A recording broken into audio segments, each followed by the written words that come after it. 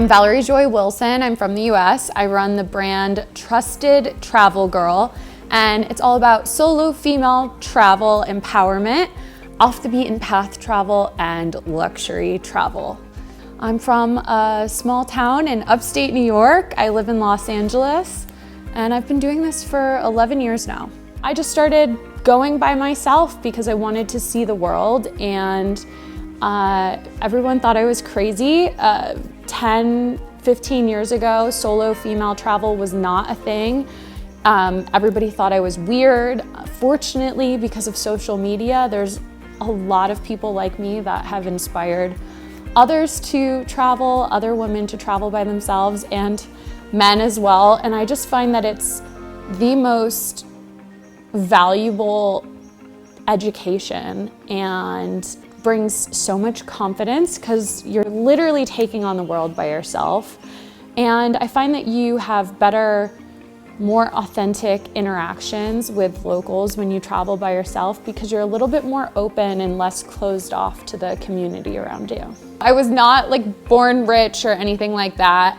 When I started, I was working multiple jobs to try to make it work while also keeping a flexible schedule, and I would search for really good deals. So I would really let the discounted flights kind of dictate where I was going and where I'd be traveling to, as long as it was a place that was on my list. This was my first time to Rwanda, and it's been on my list for 10 years.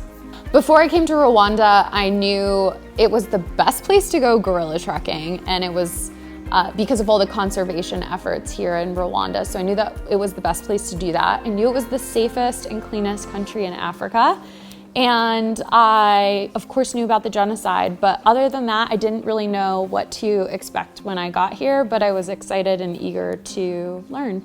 But the first thing that we did was we went to the Genocide Memorial and Museum, which I think is the perfect place for any traveler to really start off their time here in Rwanda, because it gives like a nice overview of what everyone's been through and really helps you understand and appreciate how much the country has come together and how everyone really cares about community here.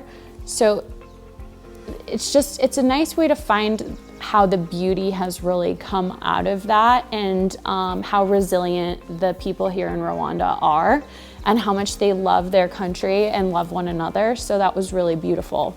After that, we went to Akagera, and I really loved experiencing Akagera because it's so unique compared to so many other parks in Africa because of the conservation efforts that have been happening. First of all, I've never been on safari on a boat, so it was really interesting to experience the elephants while they're in the water, while you're in the water. And so that was really, really unique and interesting. And of course, the 10 lakes. Now Akagera has the big 5.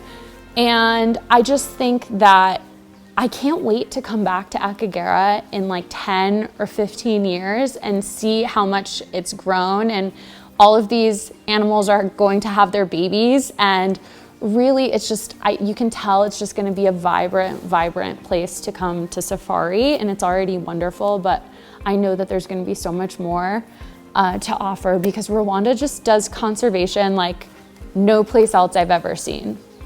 Then we went to Volcano National Park and got to go trekking with the gorillas, which has been on my bucket list for 10 years. It was the most amazing experience of my life. I highly recommend anybody that is even thinking about it that you just hurry up and come experience it. It was so incredible. And then to go to the Ellen DeGeneres and Diane Fossey Museum was really wonderful to learn a little bit about that and the conservation efforts that really started in the 50s and 60s, and to just hear how far everything's come. And it's really amazing to know the mountain gorillas are the only ones that the population is increasing. So I just think that that's really incredible and such a testament to the Rwandan government and the people here that really just care about taking care of the gorillas. I would say my trip surpassed my expectations by so much. I'm always asked, the number one question I'm always asked is, what's your favorite country? And after about 4 days here, I love Rwanda so much. I can't wait to come back. I'm gonna try to come back in the fall, but it's surpassed my expectations. The people here are just so incredibly warm, and the hospitality is amazing. Everybody's always smiling, very, very welcoming. And to know what everyone has been through here just 30 years ago, just a short time ago, and to know everyone's just still so happy and cheerful and grateful and understands what is really important in life and doesn't sweat the small stuff. I just think it's really beautiful. But also there's just so many beautiful places to visit in this country. Like, everything is so different. You go to Volcano National Park and it's just absolutely stunning and you're with the gorillas. But Akagera is just completely different. It was not what I expected to see in Rwanda.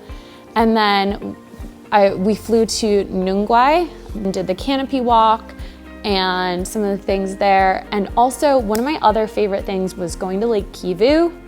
It's just so beautiful, and watching the singing fishermen go out at sunset. It was really a very cool experience, because most places you go around the world, something like that would be set up specifically for tourists, just to like take photos. So that was really magical. I would say one of the most magical moments, because I did come here with the gorillas as the thing I wanted to do the most. And when we finally got there, my porter just looked at me and took my backpack and said, "Have fun, enjoy." And it was that moment that I got butterflies in my stomach and my heart started to beat really quickly. And I was like, oh my gosh, we're about to go see them. Like, we could hear them rustling in the trees. And it was that excitement before seeing them, going, oh my gosh, it's about to happen. I've waited 10 years for this. And then that moment of seeing that first gorilla and being really excited, but also a little nervous. So it was really, that was incredible. I don't even know, I think my mind went blank when I saw the gorillas. I was really excited, but I was also a little nervous, because I respect that it's a wild animal and they can do whatever they want, and they could definitely feel threatened with the cameras on them and things like that. So I think what was going through my mind was, get the photos you really want to get, but enjoy it at the same time. So I was really trying to balance between like putting my camera down and enjoying the moment, since you only get an hour. But also when they do something really cool, you'd want to get the shot. So that was really amazing. But also when they would move, especially the silverbacks, when they would start moving towards you and you'd have to get out of the way, you're just like, oh my goodness, where are you going? What are you doing? What are your intentions? I think it's exciting. Your heart races, and but it's incredible that they let you get that close to them. The warmth of the people here in Rwanda has been the biggest highlight,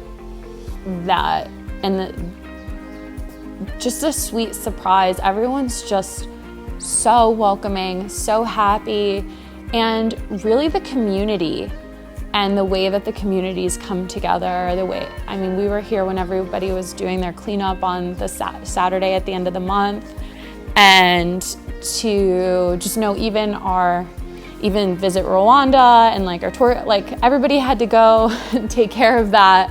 And so our day was like a little delayed, but it was great because I got to ask some questions about it and really learn about it. And it's just really beautiful, the culture here and the people are just the best, some of the best people in the world. As a travel expert, I think most people don't know about Rwanda is how much it has to offer outside of gorilla trekking. There's an amazing park, Akagera. There's the Lake Kivu is absolutely one of the most beautiful places I've seen. I think that people don't realize that Rwanda is just absolutely stunning in every part of the country. The scenery is beautiful. I think that the conservation efforts that have been just so beautifully and masterfully done here, I think the world would be surprised to know. And also just how clean and safe I feel here. Like, I feel completely comfortable walking around at night. Everything is clean. Even our tour guide, like, there was a plastic bottle of water or something when we were in Akagera, and we backed up so the tour guide could pick it up and make sure to clean up. Just the sense of community here. There's so much to see, and even in 10 days, that wasn't enough. Like, you could definitely come spend a couple days here and hit some of the highlights, but I'd say the biggest challenge was that I wanted more time everywhere we went, because the longer I was in a place, the more I realized I could dig so much deeper into it, and the more I realized there was more great things to see and experience. So I would just say the biggest challenge was I wanted more time. Absolutely, I'm going to become an ambassador to Rwanda. I love it here so much, and can't wait to share it with not only my audience on social media, but just the world. Like, can't wait to tell my friends when I go home. Can't wait to tell my family and just everyone I meet. Like I said, the number 1 question I'm always asked is, what's your favorite country? And I always say that's such a mean question because I have so many favorites, but Rwanda has come to the top of the list. Sorry, everybody else. Compared to other places I've traveled to, coming to Rwanda was, as a US citizen, was extremely easy.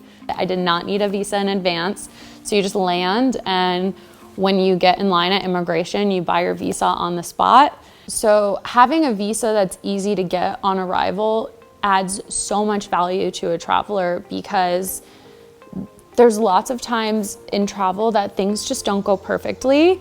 It's nice to know that you can just get a visa on arrival if you decide that you want to come to Rwanda. You talk to somebody while you're traveling, and they're like, oh my gosh, you have to go to Rwanda, you have to go do this, you have to do that. To know that you can just do it at the drop of a hat is really nice. It adds so much value as a traveler to just be able to arrive and grab your visa on arrival. And you know, it's nice because you don't have to stress. There's no additional planning involved. Some visas take so long, you need an extra picture. And I mean, there's visas that I've spent an hour online doing the application and then waiting days to get the confirmation. And so it's nice to know if you want to go to Rwanda tomorrow, you can. My message to Rwanda is keep it up. You guys are amazing. You're wonderful, wonderful people. The conservation efforts are so recognized by the people that come to visit your country, and keep that up. It's incredible, it's inspiring, and you have the most beautiful, wonderful country. You have the most beautiful landscapes and the most wonderful, beautiful human beings, and don't change.